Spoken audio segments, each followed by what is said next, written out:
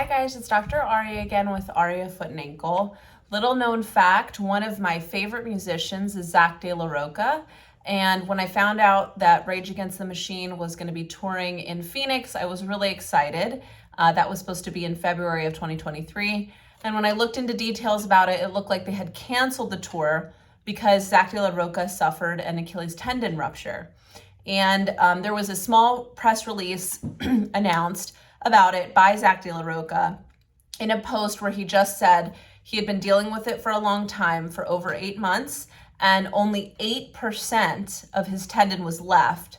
Therefore, he would have to cancel the whole 2023 tour, even though they had been preparing for many, many years. After 20 years of performing live, he'd have to cancel it due to this Achilles injury. So the question is how severe can Achilles injury be, and how did this even happen? And I wanted to use it as a small PSA to talk about how important it is to stretch from the hip flexor down to the hamstring, the calf, and to the Achilles tendon. So let's get started. The first thing is we all know, is that the Achilles tendon is at the back of the leg, and it's actually a continuation of the calf muscle. It's the part of the calf muscle that kind of sits like a rope at the back of the heel on the foot. So when you're moving your foot to go do what you want to do, this Achilles tendon is getting pulled. And when it gets pulled and it's too tight, as you can imagine, like anything in the body, if something is too tight, it's going to rip. So what happens is that that insertion point at the heel is, when you have a lot of pulling and tugging, it'll start to fray like a rope. And as a rope starts to fray, it kind of starts to pull away like a piece of string cheese. And as that kind of pull away happens, you have what we call chronic inflammation. So if you look at this rope, you can see there's just small tendrils that are unwound. People that have Achilles tendonitis generally have kind of these unwound pieces, but it's not actually torn. There's no section missing. However, when we ignore the tightness at the Achilles, or we ignore some of these small split tears, over time, that chronic Achilles tendonitis, that chronic whittling away of the rope, can become an acute rupture or a tear.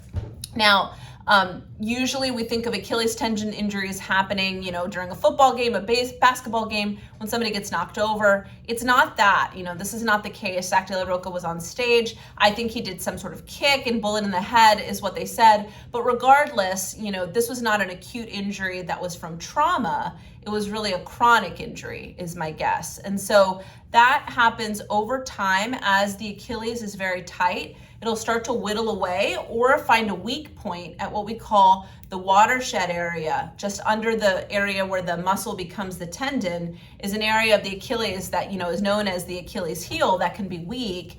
And if that starts to fray, little by little, it'll start to go and go and go until it snaps.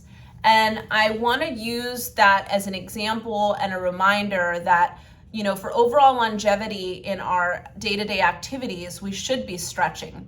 And stretching looks like, nothing like what you think it looks like for the foot. You should not just be stretching the foot if you have plantar fasciitis or Achilles tendonitis. Your foot is like this big compared to how big your femur is down from your hip to your knee. So with your foot being so small, there's only so much room for expansion you can get by stretching any of the muscles in the foot or the back of the foot.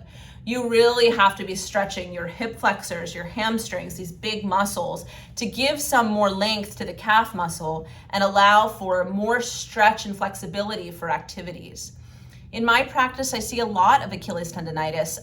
I see a lot of Achilles tendon injuries, and then I see some athletes that have had chronic Achilles tendonitis that go to rupture for that very same reason. It's just overall we're tight and we haven't been stretching, or there's an acute activity or event that just sets it off. The gold standard and hallmark that we talk about in podiatry for an Achilles tendon injury is a weekend warrior. So that's a 45-year-old male who goes out to shoot hoops with his kids, and then he ruptures his Achilles tendon, and no one knows why, except the reason is generally that, we've just got the slow chronic process happening, or at that watershed tendon in the middle of the watershed spot in the middle of the tendon has just been fraying over time. So whether it frays from the bottom up or across is just dependent on the person and the activity level and the type of activities, but generally it is that chronic repetitive pulling. So one of the big things that I see, and I do see a lot of Achilles tendonitis and a lot of Achilles tendon injuries with concomitant plantar fasciitis. And I see that here in Phoenix, I think for a couple of reasons.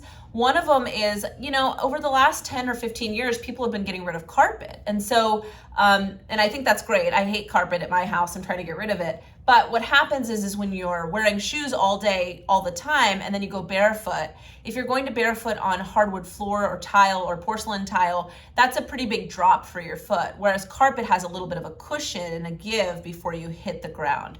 So I think that might be irritating the Achilles tendonitis. I also do think COVID has been a contributing factor. People are more work from home, so they're sitting at a desk all day, and then they want to get up and do things, but they're at a desk, so all these tendons and areas where the ligaments are all tightening up, and then they go out to go on a walk and do things and they start to tear. So it's this chronic repetitive cycle of shrinking and tearing that creates the microinflammation that can add to Achilles tendonitis and plantar fasciitis. So long story short, get your stretching in every day consistently. Try to stretch from your hip flexor, your hamstring, and your calf. Don't just stretch your foot. And wear good shoes. Try to wear good shoes when you're out and about. And the biggest lesson is if you feel a pop, pull, a tug, any pain, see your medical professional. We want to see you during that time because it's better to catch that type of injury before it whittles down to 8%, like you said. An 8% Achilles tendon would definitely need surgery. And surgery for that is a detach. So you detach the rope at the back, the heel cord, you clean it up, you augment it with something, and then you have to reattach it. And the recovery is very long. So to avoid surgical intervention and a surgical need after an Achilles tendon injury or rupture, really what we can do is take a few little steps every day to stretch out the back of the calf, the hamstring, and listen to our bodies. If you're having pain, go see a doctor. I'm here 4.5, 5 days a week, even on Saturdays. So we love seeing our athletes, and with the intention of prevention. We don't want this to get worse for anybody. So we hope to see you soon. Zack de la Rocha, we hope you get better soon. And thanks for watching.